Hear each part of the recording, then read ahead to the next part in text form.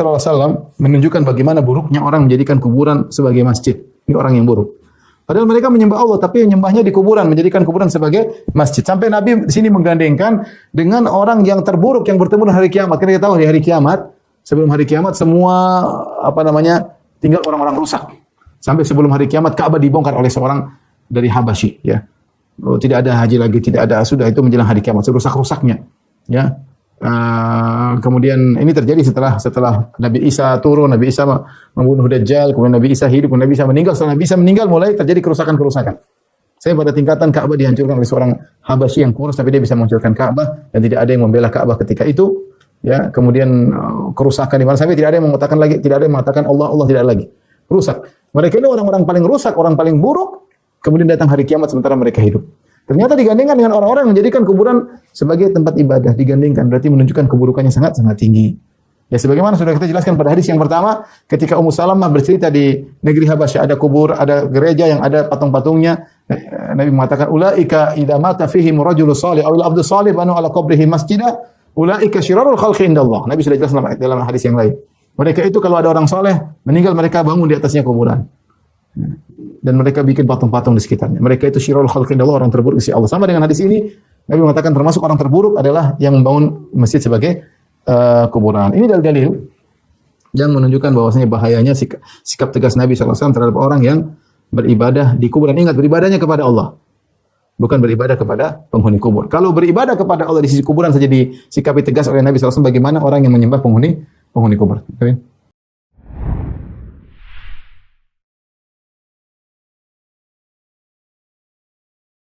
Ya, karena di antara salah satu sarana untuk mengantarkan kepada kesyirikan adalah mengagungkan orang soleh yang berlebihan. Di antara bentuk mengagungkan orang soleh berlebihan, merasa bahwasanya beribadah di kuburan orang soleh lebih afdal, Dan ini yang terjadi di sebagian masyarakat kita ya. Ada kuburan-kuburan yang kuburan orang soleh benar-benar diagungkan, bahkan dibuat kubah-kubah menyaingi kubah-kubah masjid. Ya, bahkan kemudian dikasih hiasan-hiasan, dikasih tulisan-tulisan kaligrafi. Kuburannya ditinggikan, dikasih parfum-parfum ya. Sampai banyak orang lebih khusyuk, lebih merasa nyaman ibadah di kuburan. Ya, sampai disediain Quran-Quran di kuburan, kemudian tempat sholat di situ. Subhanallah, seperti masjid. Ini benar-benar bertentangan dengan larangan-larangan Nabi, akan kita jelaskan nanti. Jadi kuburan-kuburan tersebut menyaingi masjid-masjid Allah. Ya, sampai ini ceritanya, tak ada seorang bangun masjid besar, masjidnya sepi. Karena dia kasih ide, bagaimana kalau taruh kuburan di situ? Kuburan Habib atau kuburan wali atau kuburan orang soleh supaya ramai. Karena memang sebagian masyarakat yang mereka cari bukan masjidnya, yang mereka cari kuburannya. Sehingga ketika ditaruh kuburan mereka akan ramai-ramai ke masjid tersebut, bukan karena masjid tapi karena kuburan. Ini kenyataan pahit yang yang kita dapatkan ya. Ya, meyakini bahwasanya beribadah di kuburan orang soleh lebih afdal ya daripada tempat biasa. Bahkan sebagian mereka kenyataannya seakan-akan beribadah di sisi kuburan orang saleh lebih afdal daripada masjid. Makanya kita dapati sebagian orang sampai rela bersafar jauh-jauh untuk bisa beribadah di sisi kuburan orang saleh. Mereka tidak berbuat kesyirikan, mereka beribadah kepada Allah. Tapi apa yang mereka lakukan ini sarana menuju pada kesyirikan. Ya, karena mengagungkan orang saleh berlebih-lebihan. Kita dapati ternyata Nabi SAW memiliki sikap keras dalam hal ini sebagaimana yang akan kita jelaskan ya. Jadi ini adalah pembahasan tentang bab maja'a fi taghlith fi man abadallahu inda qabrin rajulin salih fa kaifa idza ba'dahu. Peringatan keras terhadap orang yang beribadah di kuburan orang saleh dalam rangka beribadah kepada Allah. Bagaimana lagi jika beribadah kepada orang saleh tersebut? Ini pembahasan tentang sarana ya. Sarana menuju syirik. Ini bukan syirik ya. Jangan sampai yang salah paham. Seorang beribadah di kuburan orang saleh, kalau dia beribadah kepada Allah tidak melakukan syirik. Ini melakukan bid'ah dan ini bisa mengantarkan kepada kesyirikan. Dan di antara kaidah Islam adalah saddud dzari'ah ya. Di antara kaidah Islam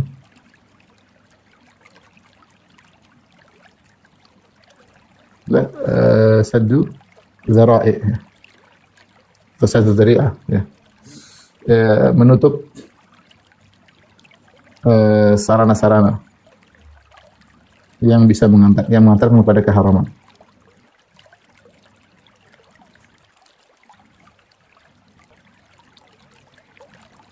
Contoh misalnya, ya, contoh.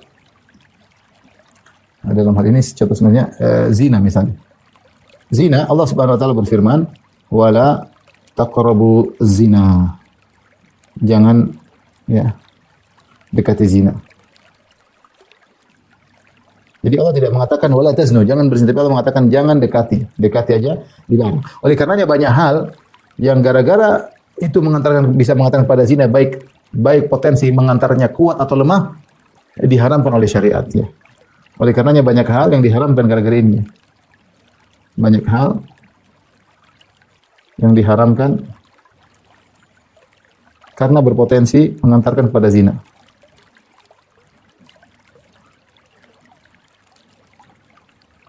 Pada zina. Di antaranya misalnya di antaranya adalah khalwat. Khalwat berdua-duaan lelaki wanita. Misalnya lelaki dan wanita. Kemudian Nabi SAW mengatakan alhamu maut, sabda Nabi SAW.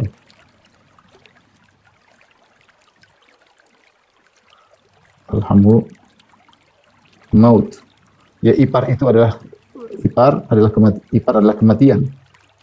Maksudnya bahaya karena terkadang ipar mudah masuk ke rumah istrinya ya. Kemudian ternyata bisa terjadi apa yang terjadi karena dianggap sebagai keluarga padahal ipar bukanlah mahram ya. Kemudian tanya misalnya diharamkan mengumbar pandangan.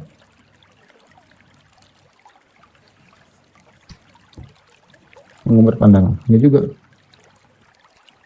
Makanya Allah mengatakan, "Qulil mu'minina yaghuddu min absarihim wa yahfazu furujahum." Katakanlah kepada orang beriman, tundukkan pandangan dan jaga kemaluan. Karena menjaga kemaluan tidak bisa sempurna kecuali dengan menundukkan pandangan. Susah seorang menjaga kemaluan jika dia tidak menundukkan pandangan, dan pandangan bisa menimbulkan pengantar kepada zina. Makanya mengumbar pandangan disebut dengan zina. Al-ainu tazni ya wa zinaha an-nazar. Bahwasanya mata berzina dan zina adalah memandang. Contoh yaitu kemudian diharamkan membuka aurat bagi wanita.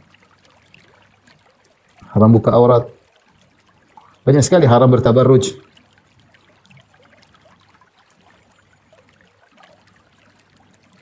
Banyak ya. Jadi wanita banyak. Kemudian misalnya haram pakai parfum, haram wanita pakai parfum. Karena ini berbahaya ya. Safar sendirian tanpa mahram. Jadi banyak hal yang Rasulullah SAW haramkan ya, karena untuk menghalangi jangan sampai orang terjerumus dalam perzinahan ya. Demikian juga contohnya misalnya syirik. Ya, syirik. Makanya sudah pernah kita bahas ya. Di mana doa Nabi Ibrahim dalam doanya wa junubni wa bani anak benar asnam. Doa Ibrahim alaihissalam wa junubni wa baniya an na'budal asnam. Jauhkan aku, wa junubni maksudnya jauhkan dari kesyirikan menyembah berhala. Ya, banyak hal yang diharamkan karena sarana menuju syirik.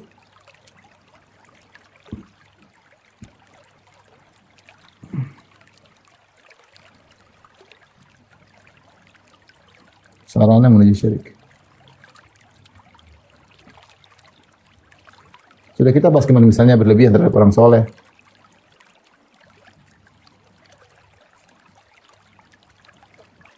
Di antaranya beribadah mengagungkan kuburan orang soleh.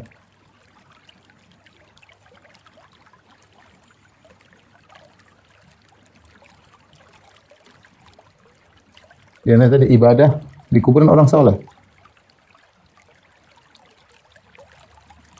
Dan ini sangat bukan sikap berlebihan Nabi SAW benar-benar serius. Karena sudah kita jelaskan pada pertemuan kenyataannya, kebanyakan kesyirikan terjadi pada pengakuan terhadap orang soleh. Kita sudah jelaskan. Dari zaman Nabi Nuh yang disembah adalah orang-orang soleh. Wat, Suwa, Yaguth, Ya'uq, Nasr. Ini orang soleh. Ketika meninggal dibangunkan patung-patung akhirnya disembah. Ya, ini orang soleh. Ya, di zaman Nabi Nuh alaihissalam. Kemudian kita bicara tentang orang kaum musyrikin. Kaum musyrikin Lata karena yaitu sayyidul hujjah. Lata yang disembah Lata Uzamanat, yang ternyata Lata berhala Lata. Siapa? Dulu orang soleh bagi-bagi makanan kepada jemaah haji secara gratisan. Ketika meninggal maka dibangun kuburannya, kemudian akhirnya disembah. Kita bicara tentang misalnya Nabi Isa alaihissalam. Nabi Isa alaihissalam sebenarnya soleh, saking solehnya. disembah ketika dia diangkat oleh Allah Subhanahu wa taala, dia dianggap sebagai Tuhan. Kita bicara tentang Uzair bin Allah. Qalatil yahudu Uzair bin Allah. Orang Yahudi berkata Uzair putra Allah. Siapa ini? Orang saleh, Uzair. Akhirnya disembah, ya. Demikian ya, orang saleh disembah ya. Sekarang orang-orang Rafidah, orang Syiah, kalau dalam kesulitan ya Husain, ya Ali, ya Fatimah, memang beribadah kepada orang-orang saleh, dianggap memiliki kedudukan dan yang lainnya, sehingga disembah ya. Seperti kalau agama lain seperti kita bilang Buddha Siddhartha Gautama dianggap orang saleh, orang baik, orang bijak. Hanya ketika meninggal dipertuhankan. Padahal sebelumnya tidak ada yang mempertuhankan dia. Dia bukan Tuhan, bukan pencipta, tapi dipertuhankan oleh para pengikutnya. Jadi masalah orang saleh ini perkara yang rawan. Di antara usaha Nabi untuk menjegal kesyirikan adalah melarang untuk mengganggu-ganggukan kuburan orang saleh, termasuk di antaranya beribadah di kuburan orang saleh. Tapi inilah muqaddimah ya tentang bab ini. Kita akan bacakan dalil-dalil yang dibawakan oleh Syekh Abdul Wahab rahimahullah taala. Saya bacakan ya. Yang pertama, wa fi sahih an Aisyah radhiyallahu taala anha. Hadis riwayat Bukhari dan Muslim. Hadis sahih riwayat Bukhari dan Muslim. An Aisyah radhiyallahu anha, dari Ummul Mukminin Aisyah radhiyallahu anha. Anna Ummu Salamah dzakarat Rasulullah sallallahu alaihi wasallam kanisatan ra'atha bi ardil Habasyah. Bahwasanya Ummu Salamah bercerita kepada Nabi tentang sebuah gereja yang dia lihat di negeri Habasyah. Kita sudah tahu bahwasanya negeri Habasyah adalah negeri Nasara. Dan kaum muslimin di awal Islam sekitar tahun ke-5 kenabian mereka berhijrah ke negeri Habasyah. Ya. Di antara yang berhijrah ke negeri Habasyah karena mereka diintimidasi di negeri Mekah, akhirnya mereka harus berhijrah. Di antaranya yang berhijrah adalah Ummu Salamah dan suaminya Abu Salamah. Ya. Ummu Salamah dan Abu Salamah. Mereka cukup lama tinggal bertahun-tahun di negeri Habasyah bersama orang-orang Nasara. Ternyata mereka lihat di sana ada gereja. Ya. Ummu Salamah memperhatikan gerejanya ada hal yang aneh, mau dia tanyakan kepada Nabi sallallahu alaihi wasallam. Wa ma fiha minas suwar, ternyata di sana banyak gambar-gambar, banyak lukisan-lukisan, banyak patung-patung.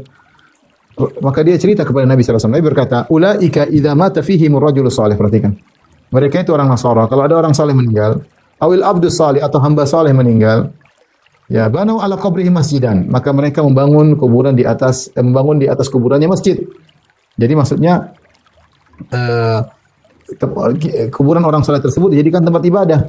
Wasawwaru fihi tilka suwar, lalu mereka menggambarkan gambar-gambar tersebut. Ulaika syirarul khalqi indallah, mereka adalah makhluk terburuk di sisi Allah. Perhatikan, subhanallah. Mereka adalah makhluk terburuk di sisi Allah. Perhatikan di sini. Nabi SAW mengatakan tentang orang yang, jadi kata Nabi SAW, hadis pertama, ulaika idza mata fihim rajulun salih banau ala qabrihi masjidah. Banau ala qabri masjidah. Mereka bangun di atas kuburannya masjid. Mereka membangun masjid di atas kuburan saleh, di atas kuburan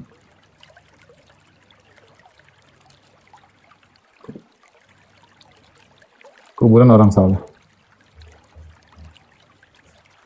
Kemudian kata Nabi SAW, wasawwaru tilka suwar, lalu mereka bangun patung-patung. Kemudian kata Nabi SAW, ulaika syirarul khalqi indallah. Subhanallah. Mereka ini manusia terburuk. Mereka adalah manusia terburuk di sisi Allah.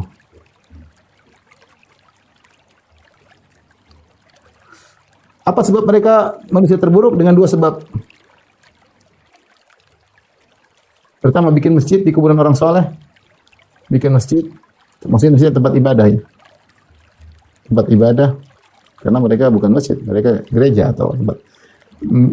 Bikin masjid di atas kuburan orang saleh.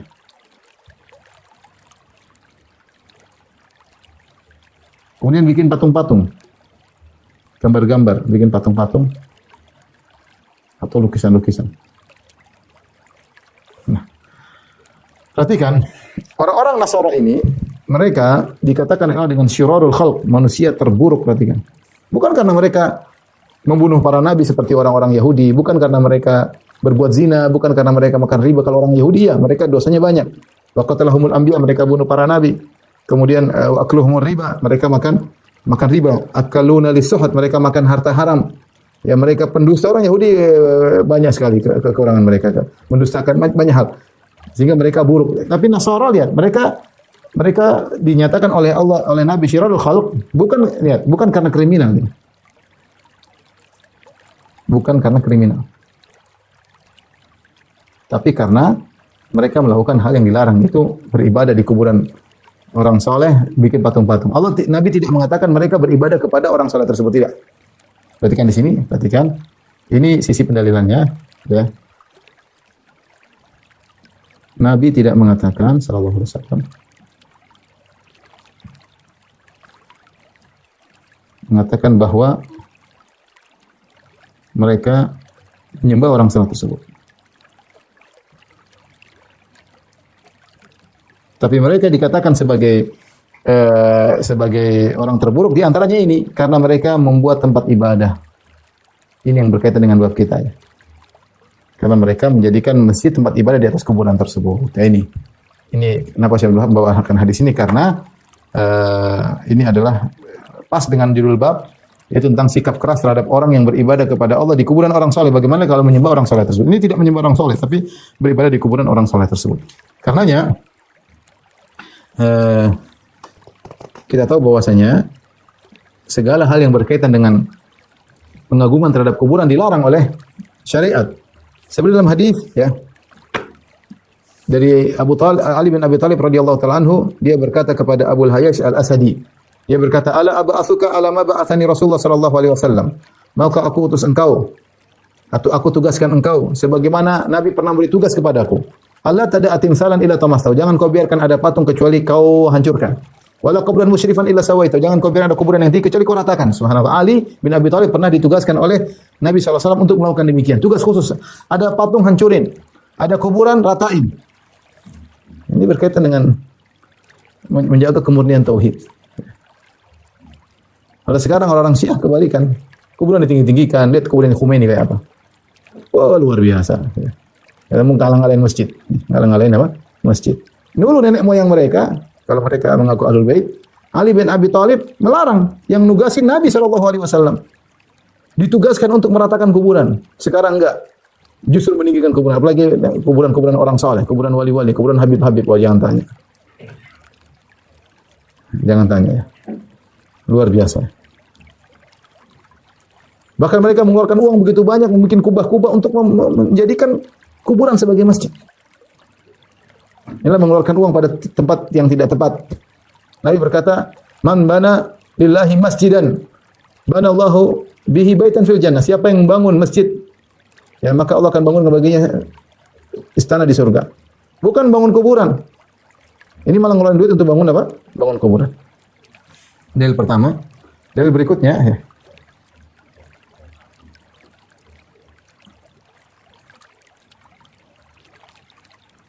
Dalil berikutnya. Dalil berikutnya saya bacakan.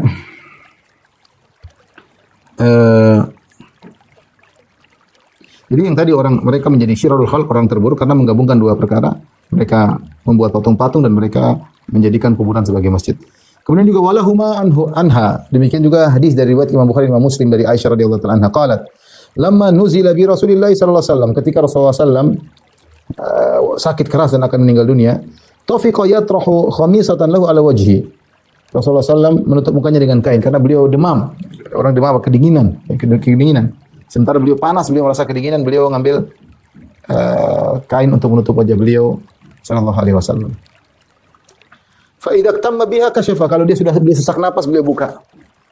Ya, ujian Nabi di akhir hayatnya.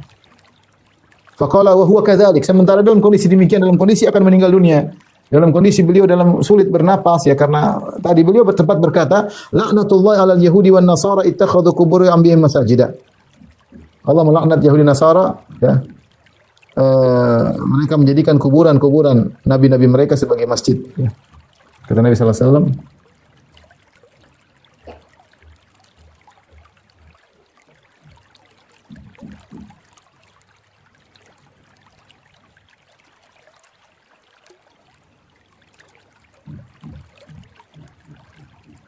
Allah melaknat Yahudi Nasara. Perhatikan, Allah melaknat Yahudi Nasara.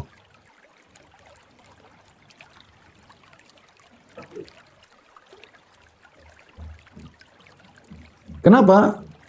Karena sebabnya ittakhadhu qubur anbiya masajid. Karena mereka menjadikan kuburan nabi-nabi mereka sebagai masjid.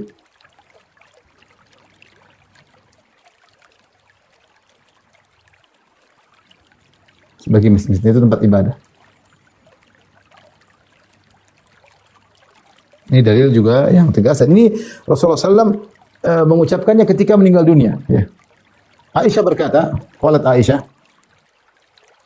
mengomentari.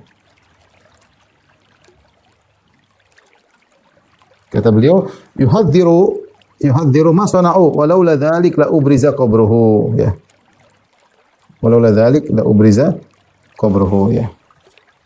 Yuhadziru ma sana'u walaula dzalik la ubriza qabruhu. Ghairu anna khusya an yattakhadha masjidan. Ghairu annahu khusya an yattakhadhu masjidan. Kata Aisyah radhiyallahu anha, Nabi memperingatkan perbuatan mereka agar tidak diikuti. Akan perbuatan Yahudi Nasara dan Nasara, yaitu agar tidak diikuti. Agar tidak diikuti kaum muslimin, tidak ditiru. Ya. Kalau bukan karena peringatan tersebut, kalau bukan karena hal ini,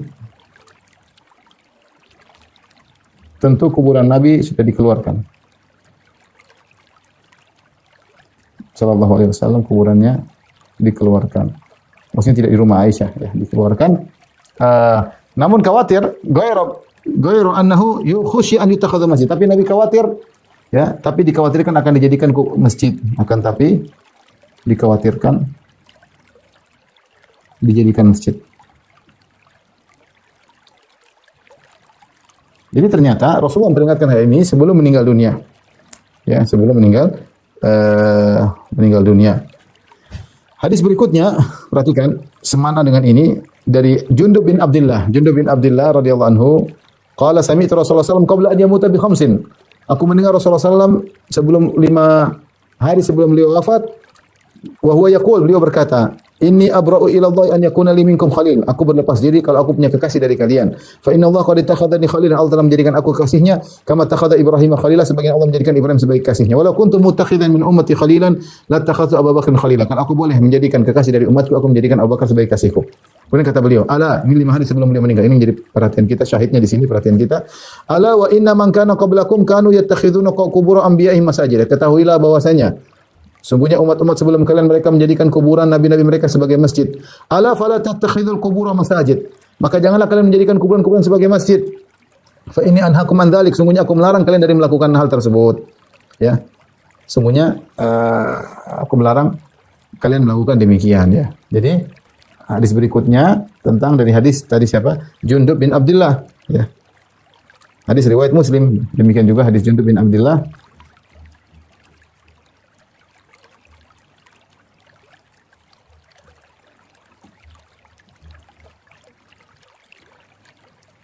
Yaitu 5 hari sebelum Nabi wafat. 5 hari sebelum wafat Nabi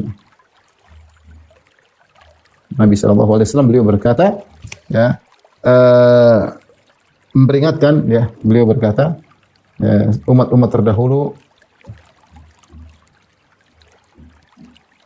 terdahulu menjadikan kuburan-kuburan Nabi mereka sebagai masjid.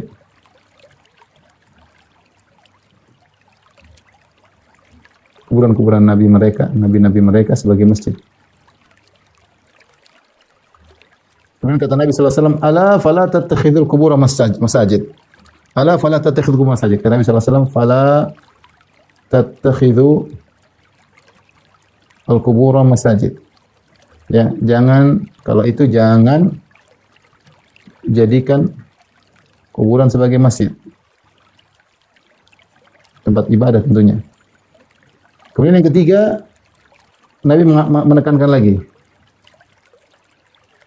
Kata Nabi SAW, fa inni anhaakum an dzalik. Fa inni anhaakum an dzalik. Sungguhnya aku melarang kalian melakukannya. Sesungguhnya aku larang kalian melakukannya. Perhatikan, ini Nabi SAW ucapkan 5 hari sebelum Nabi wafat. Dan Nabi menegaskan, Nabi pertama ceritakan tentang umat terdahulu yang telah tergelincir. Kemudian Nabi mengatakan, kalau gitu jangan kalian jadikan kuburan sebagai masjid. Kemudian Nabi katakan, aku larang kalian, apalagi yang kurang. Nabi ceritakan tentang umat terdahulu, Nabi mengatakan jangan menjadikan kuburan sebagai masjid. Kemudian Nabi mengatakan, aku melarang kalian dari hal tersebut. Jadi terkumpullah, maksud saya, larangan yang tegas untuk menjadikan kuburan-kuburan orang soleh, di antaranya kuburan-kuburan Nabi, sebagai masjid. Ya. Ini larangan yang tegas ya. Kemudian hadis berikutnya,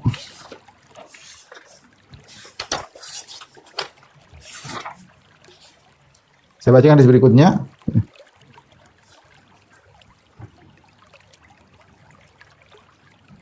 Wali Ahmad bisanadin jayyid. Jadi perlu diperhatikan ketika menjadikan kuburan sebagai masjid, tidak harus kemudian ada bangunan. Siapa yang beribadah di masjid, di kuburan, seakan-akan masjid, maka dia telah menjadikan kuburan sebagai masjid. Ya seperti Nabi berkata, ju'ilat liyal ardu masjidan wa tuhuran. Tanah atau bumi telah dijadikan bagiku masjid dan tempat bersuci, alat bersuci. Apa yang dimaksud tanah dijadikan masjid? Artinya siapapun yang dapat sholat silakan sholat di tanah manapun. Itu tempat ibadah. Masjid maksudnya tempat ibadah. Ya, jadi menjadikan kuburan sebagai masjid bukan berarti harus bangun masjid. Kita beribadah situ, meyakini afdal di situ, sholat di situ, beribadah di situ. Ini seperti menjadikan kuburan sebagai masjid. Ya. Kemudian hadis berikutnya, Wali Ahmad bisanadin jayyid, dalam Musnad Imam Ahmad dengan sanad yang baik, an Ibnu Mas'udin radhiyallahu anhu, dari Ibnu Mas'ud radhiyallahu anhu marfu'an secara marfu', yaitu Nabi SAW bersabda, inna min syirarin nas man tudrikuhu as-sa'a wa hum ahya. Ya. Hadis terakhir.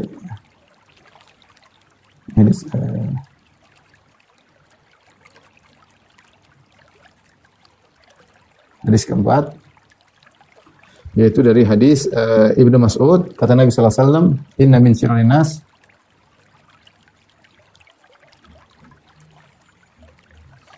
syirrin nas man tudrikuhum as-sa'ah wa hum ahya walladzina yattakhiduna qubur masjida walladzina yattakhiduna qubur masajida.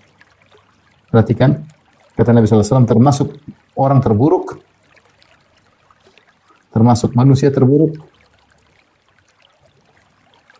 ada dua, kata Nabi sallallahu alaihi wasallam. Yang pertama adalah yang bertemu dengan hari kiamat sementara mereka dalam kondisi hidup.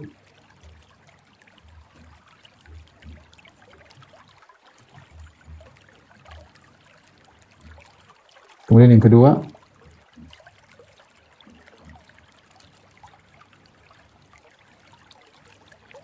adalah yang menjadikan kuburan sebagai masjid.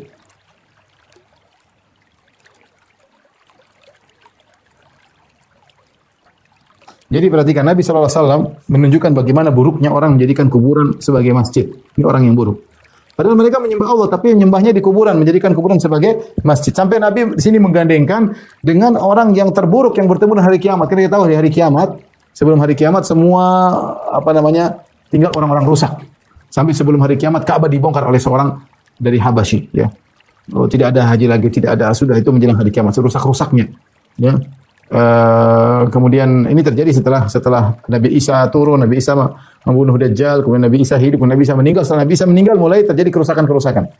Saya pada tingkatan Ka'bah dihancurkan oleh seorang Habasyi yang kurus, tapi dia bisa menghancurkan Ka'bah dan tidak ada yang membela Ka'bah ketika itu. Ya, kemudian kerusakan di mana sampai tidak ada yang mengatakan Allah tidak ada lagi. Rusak. Mereka ini orang-orang paling rusak, orang paling buruk. Kemudian datang hari kiamat sementara mereka hidup. Ternyata digandingkan dengan orang-orang yang menjadikan kuburan sebagai tempat ibadah. Digandingkan berarti menunjukkan keburukannya sangat-sangat tinggi. Ya sebagaimana sudah kita jelaskan pada hadis yang pertama, ketika Ummu Salamah bercerita di negeri Habasyah ada kubur, ada gereja yang ada patung-patungnya.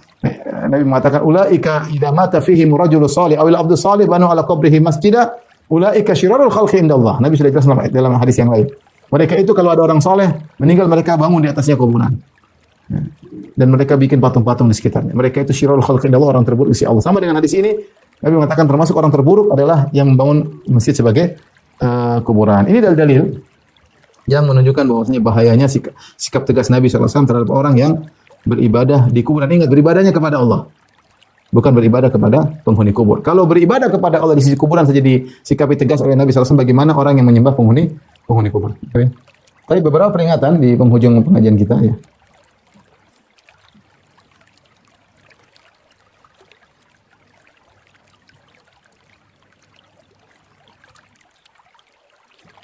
Yang pertama,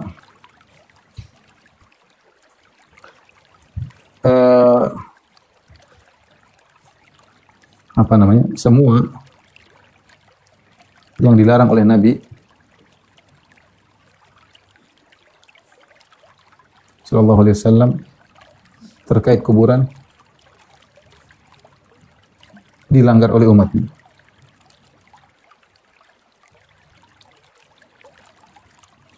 Apa saja Nabi sallallahu alaihi wasallam melarang? Misalnya Nabi sallallahu alaihi wasallam melarang meninggikan kuburan.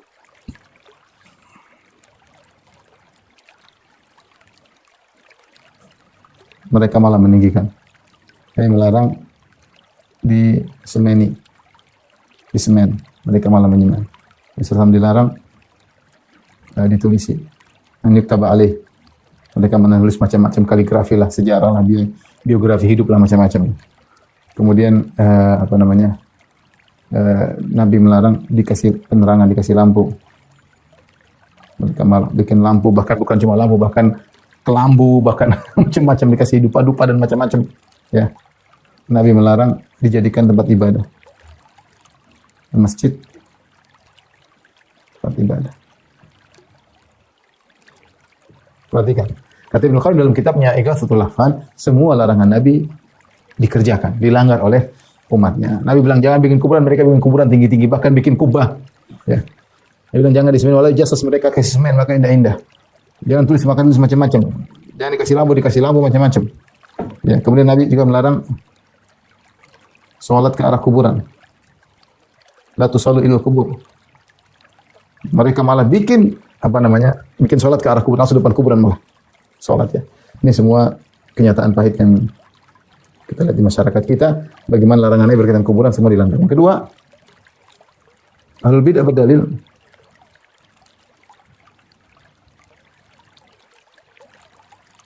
berdalil dengan kuburan Nabi di keberadaan kuburan Nabi di areal masjid. Di areal Masjid Nabawi. Ya. Tadi kita sudah katakan bantahannya kuburan Nabi di luar area, di luar masjid. Kuburan Nabi di rumah Aisyah. Di luar masjid. Di luar areal masjid. Kenapa kita bukan dikatakan luar areal masjid? Karena Nabi menggauli istrinya, Nabi menggauli Aisyah di rumahnya. Nabi menggauli ketika masih hidup menggauli Aisyah radhiyallahu taala anha di rumah tersebut. Maka rumah tersebut bukan masjid. Ya. Nabi menggauli. Kalau masjid tidak boleh menggauli wanita, tidak boleh. Berarti rumah Aisyah bukan masjid. Bukan masjid ya. Ya. Bahkan ketika Aisyah mendengar laknat Nabi laknatullah alaihi wa nasara, Allah melaknati Nasara menjadikan kuburan sebagai masjid, maka Aisyah tidak mau kuburan dikeluarkan. Walaula dzalik la ubriza qabruhu. Kalau bukan karena peringatan tersebut, tentu kuburan Nabi mungkin sudah di luar. Kalau sudah di luar khawatir dijadikan masjid. Ini yang pertama. Jadi, dan ini bertahan selama sekitar 80 tahun. Ini bertahan sekitar 80 tahun setelah wafat Nabi sallallahu alaihi wasallam. Kemudian terjadi perluasan kuburan Nabi Shallallahu Alaihi Wasallam tahun 91. Ya. Adapun perluasan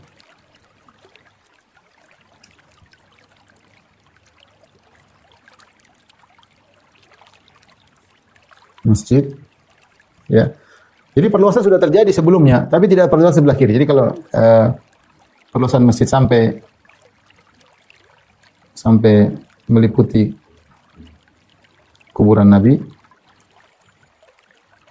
itu pada tahun 91 Hijriah. Di masa pemerintahan Al-Walid bin Abdul Malik, dan gubernurnya ketika itu adalah Umar bin Abdul Aziz. Maka Umar bin Abdul Aziz diperintahkan oleh Al-Walid bin Abdul Malik untuk melebarkan masjid. Sebelumnya masjid terjadi pelebaran. Kalau kita kiblat sebelah sana, ya arah selatan, kuburan Nabi sebelah kiri. Sebelumnya terjadi pelebaran sebelah depan. Di zaman Umar pelebaran ke depan, zaman Utsman pelebaran ke depan, ke kanan, ke belakang. Demikian terus pelebaran selalu ke depan, ke kanan, ke belakang. Tidak ada ke sebelah kiri, kuburan Nabi. Akhirnya di zaman pemerintahan Walid bin Abdul Malik terjadi pelebaran sebelah kiri. Akhirnya areal rumah Aisyah radhiyallahu taala anha masuk dalam kuburan, dalam areal masjid, masuk dalam areal masjid. Ya. Itu 80 tahun setelah wafatnya Nabi SAW. Ketika itu tidak ada sahabat yang di Madinah sudah meninggal. Sahabat terakhir meninggal di Madinah Jabir bin Abdullah pada tahun 78 Hijriah. Ya. Sahabat terakhir yang meninggal di Madinah yaitu Jabir bin Abdullah pada tahun 78 Hijriah. Yaitu setelah Jabir meninggal baru terjadi peristiwa pelebaran tersebut. Ini bantahan pertama bahwasanya ini bukan hal yang diakui oleh para sahabat, bukan terjadi. Ya. Tetapi itu pun perhatikan,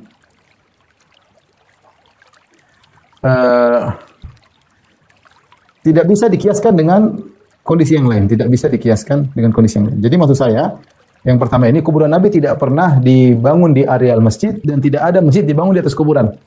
Ya. Jadi kondisi ini menunjukkan bahwasanya, saya ingin tekankan, berarti kuburan Nabi tidak dibangun di masjid, dan masjid pula juga tidak dibangun di atas kuburan. Yang ada hanyalah pelebaran. Yang terjadi adalah pelebaran areal masjid. Yang terjadi adalah pelebaran areal masjid. Ya, ingat ini.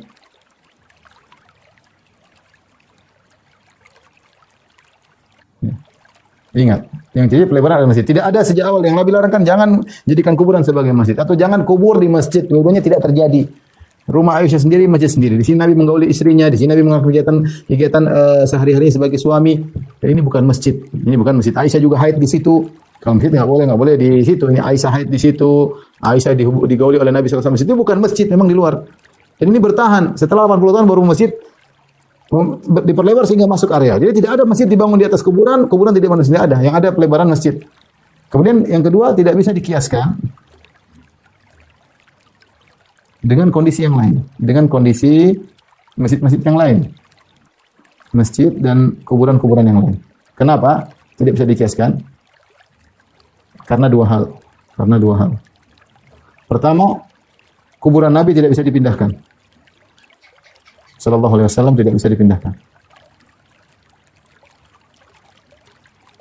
Nabi SAW berkata, al-anbiya dufinu haitsu matu. Ya. Dalam hadis, para nabi dikubur di mana mereka meninggal. Mereka wafat. Karena Nabi wafatnya di rumah Aisyah, maka Nabi dikubur tidak boleh dipindahkan. Kemudian juga Masjid Nabawi tidak bisa dipindahkan. Juga tidak bisa dipindahkan.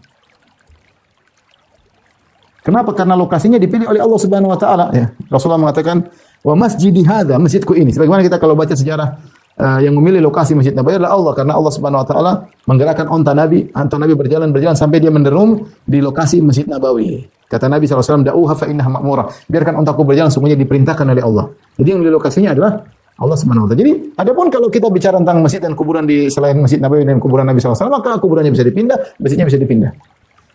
Ada masalah. Ya. Yang mungkin dilakukan dalam kasus ini seharusnya Masjid Nabawi jangan diperlebar sebelah kiri, dimasukkan. Tapi sudah terjadi fitnah kemudian hari. Tapi intinya di sana para ulama sudah berusaha untuk menjaga jangan sampai terjadi peribadatan terhadap kuburan Nabi Shallallahu Alaihi Wasallam. Ini bantahan kedua, jadi tidak bisa dikiaskan dengan kuburan dan yang lainnya. Yang ketiga, ya bahwasanya kuburan Nabi dijaga ketat dari sisi bangunan dan juga penjaga. Banyak orang, ya saya diceritakan oleh sebagian orang, banyak orang melempar surat-surat permintaan kepada Nabi, surat-surat ya. Ini tentunya tidak diperbolehkan. Kenapa? Karena kuburan Nabi SAW, ya kuburan Nabi. Jadi kalau kita bicara ini gambar sederhana ya. Misalnya ini kiblat. Nah, ini kiblat misalnya. Kiblat selatan ya. Kemudian ini kuburan Nabi.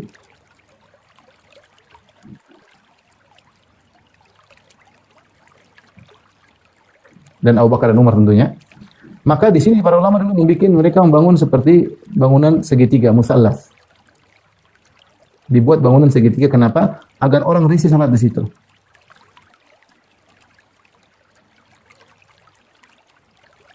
Sekarang sudah tidak kelihatan, tapi dulu seperti itu. Mereka bangun kuburan dari situ dengan bentuk segitiga supaya orang tidak beribadah di situ. Ya. Ini saya sudah jelaskan dalam syarah kitab tauhid, nanti bisa dibaca. Saya bacakan perkataan Ibnu Qayyim rahimahullah taala, karena Nabi berdoa, Allahumma la taj'al qabri wathanan yu'bad. Ya Allah, jangan kau jadikan kuburanku berhala yang disembah. Ya, Nabi pernah berdoa, ya Allah, jangan kau jadikan kuburanku berhala yang disembah. Apa kata Ibnu Qayyim?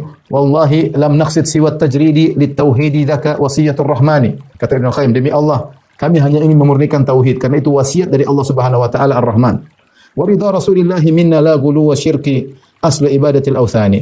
Dan juga inilah yang diridhai oleh Rasulullah. Rasulullah SAW ingin kita memurnikan tauhid, tidak menyembah orang saleh, tidak menyembah para nabi. Bukan mengkultuskan beliau yang merupakan asal dari peribadatan segala kesyirikan, peribadatan segala berhala dimulai dengan mengkultuskan berlebihan, kata Ibnu Qayyim.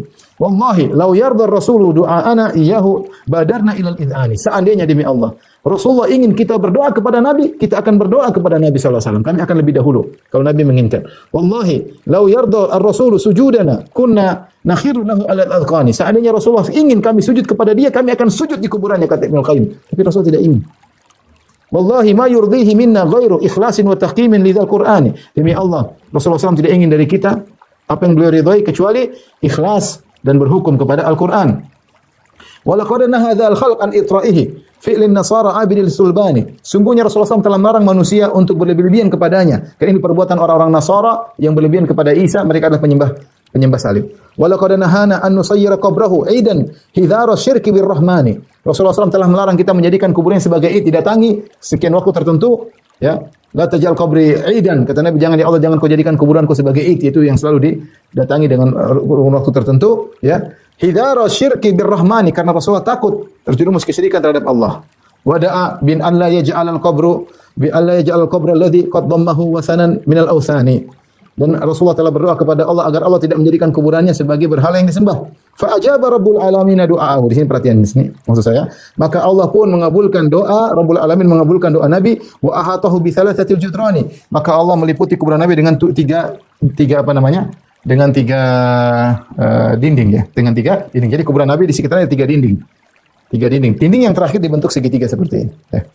Supaya orang risih untuk salat di situ. Hatta iktadat arja'uhu bidu'ai fi izzatin wa himayatin wa siyani. Dan seluruh penjuru kuburan-kuburan berkat doanya menjadi terjaga dan terlindungi.